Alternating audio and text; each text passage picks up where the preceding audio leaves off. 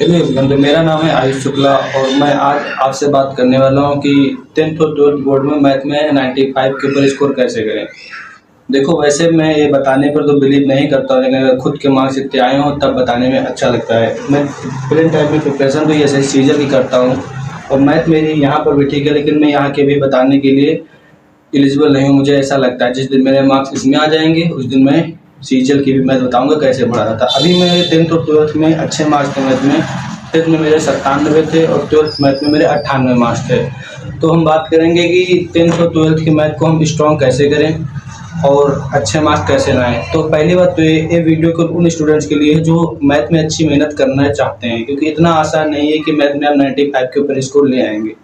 ये कोई वैसा सब्जेक्ट नहीं है जो रटने से आपके मार्क्स आ जाएंगे। तो हम देखो, दोनों क्लास को एक ही समझकर हम बताएंगे आपको कि 12th और 10th मैथ जैसे बता रहे हैं वैसे आपको तैयारी करनी है। अभी आप स्टार्टिंग से प्रिपरेशन कर रहे हैं तो अभी आपको जैसा बताया जाए आप बस उस हिसाब से तैयारी कीजिए, आपके भी 95 मार्क्स के ऊपर ही नंबर आएंगे। पहली बात तो ये देखो, 10th में और 12th बोर्ड में एनसीईआरटी की बुक चलती है जो, तो वहाँ से क्वेश्चन काफ़ी फंसते हैं, चाहे 10th बोर्ड हो चाहे 12th बोर्ड हो। बहुत लोग कहते हैं एनसीईआरटी से पेपर नहीं आता, नहीं ऐसा नहीं है। एनसीईआरटी से अगर आप 12th में तो लगभग आपका 85-80 नंबर का पेपर एनसीईआरटी से आएगा और 10th में है तो लगभग 55 या 60 नंबर का पेपर आपकी एनसीईआरटी बुक से ही आएगा। तो इसलिए एनसीईआरटी बुक बहुत जरूरी है। लेकिन एनसीईआरटी भी कैसे पढ़ना है? एनसीईआरटी बहुत से लोग हैं जो एनसीईआरटी केवल एक्सरसाइज कर लेते हैं, लेकिन एक्सरसाइज नहीं करना है आपको।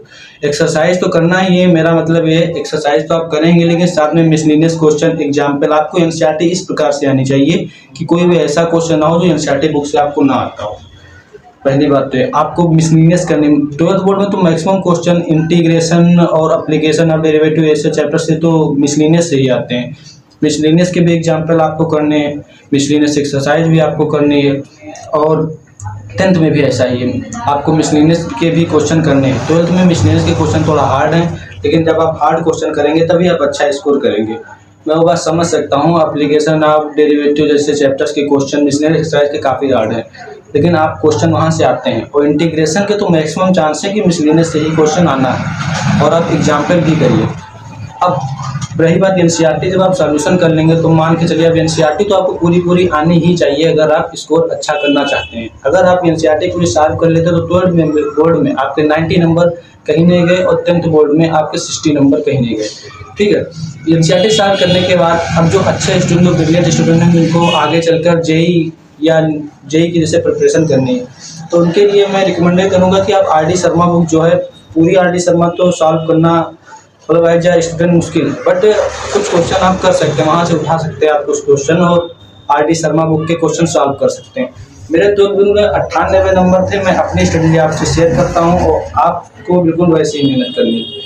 मैंने सबसे पहले तो एनसीईआरटी पूरी सॉल्व की। एनसीईआरटी का मुझे मैक्सिमम क्वेश्चन मुझे डायरेक्ट आंसर पता थे, इंटीग्रेशन से चैप्टर के मैक्सिमम क्वेश्चन के मुझे डायरेक्ट आंसर पता थे कि आंसर कितना आएगा, इसलिए एनसीईआरटी तो आपको सॉल्व ही करनी है। उसके बाद मैंने बालाजी की किताब खरीदी। बालाजी से मैंने एग्जाम्पल की, पूरी बुक मैंने नहीं लगाई, पूरी बुक तो मैंने केवल एनसीईआरटी ही लगाई। मैंने बालाजी भी लगाई और आर डी शर्मा भी मैंने खरीदी, उसमें से भी मैंने काफ़ी क्वेश्चन किए, सीबीएसई के पीवाईक्यू किए जो होते हैं। और यूपी बोर्ड का अनसॉर्ट जो है उसको आपको करना ही करना है। अगर अनसॉर्ट आप नहीं करेंगे तो बहुत ही मुश्किल है आपके मार्क्स आए, इसलिए अनसॉर्ट तो आपको सॉल्व करना ही है। अगर आप अनसॉर्ट सॉल्व करेंगे और अनसॉल्व शायद आता है 50-60 रुपए का, तो 2012 से लगा के 2025 तक जितने पेपर हुए हैं आपको उतने सारे अनसॉल्व सॉल्व करने हैं।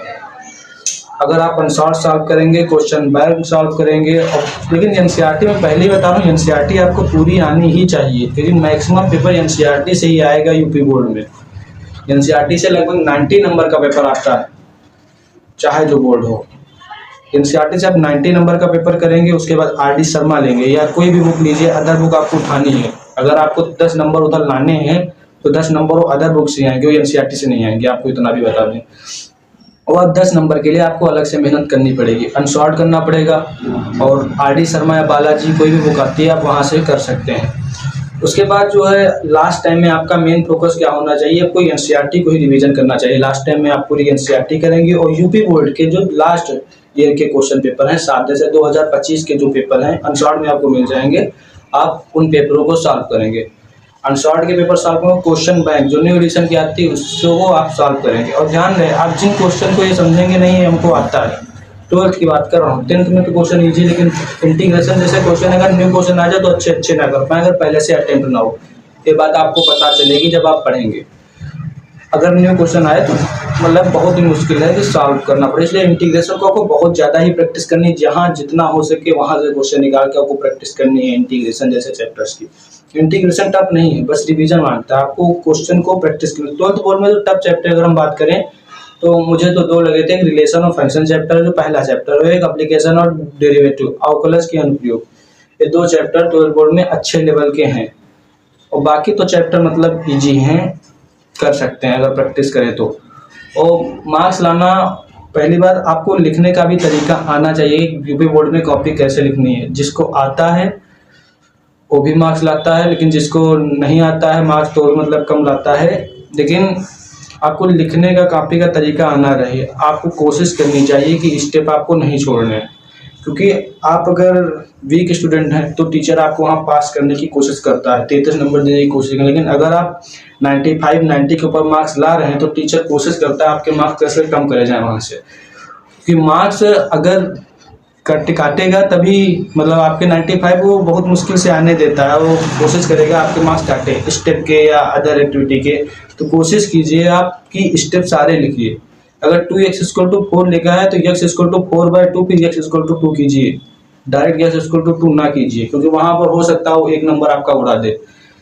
इसलिए और लास्ट टाइम में आपको मेन फोकस करना है एनसीईआरटी बुक पर, पूरी एनसीईआरटी आपको सॉल्व करनी है लास्ट टाइम में। और क्वेश्चन बैंक जो आती है और अनसॉर्ट, ये लास्ट टाइम में आपको करना है, क्योंकि यूपी बोर्ड में लगभग 4 से 5 दिन की छुट्टी होती है पेपरों के बीच में, तो उसमें आपको इतना काम करना है। शुरू से आपको मेन मतलब मोटिव आपको एनसीईआरटी होना चाहिए। एनसीईआरटी आप ऐसे कीजिए कि एनसीईआरटी आपको पूरी आनी चाहिए। अगर आपको 95 के ऊपर मार्क्स लाने हैं तो एनसीईआरटी बुक आपको लगभग पूरी आनी चाहिए। अगर एनसीईआरटी नहीं आ रही है तो देखिए बहुत मुश्किल है 95 के ऊपर मार्क्स लाना, तो मेहनत तो करनी पड़ेगी। मैथ में लगभग मैंने 60 to 70 रफ्स भरी थी 1 साल में, तब मेरे जाके 98 नंबर आए थे। मैथ तो आपको पढ़ना पड़ेगा। और जो है यूट्यूब पर लगभग मेरे हिसाब से रोहित सर एक है, मैथ कीड़ा नाम का एप्लीकेशन है उनका, वो बहुत ही अच्छा मैथ पढ़ाते हैं। मैं कोई इनका एड नहीं कर रहा हूँ, लेकिन मैंने उनसे पढ़ा है और मेरा स्कोर है। मैंने फ्री में पढ़ा, मैंने पैड, उनका पैड भी बैच है बट मैंने फ्री में पढ़ा था, उनकी प्लेलिस्ट से यूट्यूब से।